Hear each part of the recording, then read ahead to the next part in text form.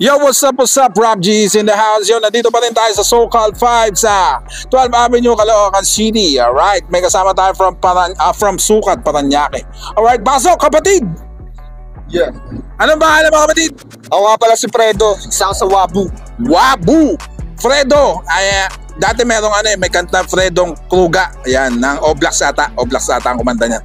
Alright, umpisa na natin to mga kapatid. Anong pinagkakabalaan mo? Wala, tambay lang. Eh, wala kang hindi ka nag-aaral? At graduate na ako. Ay, yun pala, graduate ka na pala. Alright, umpisa na natin to. Diba? Yeah.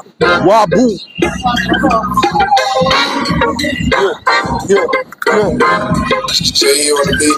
Makasalanan, mula kapanganakan. Alam niya ng lahat, huwag nang ipangalandakan.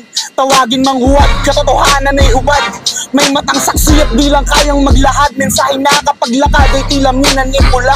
Panay ang pasiglag, ngunit ang sabi abo na. Kaya aking napuna kapag nagdapit hapon na. May dumagdag sa kwento, sa istorya may bura. Malamang ay apurado, sapagkat unang tikim ang pinakamatamis sa lahat. Parang Adan at Eva sa mansanas kumagat. Na pagtanto nung huli na sila ang nakaubad.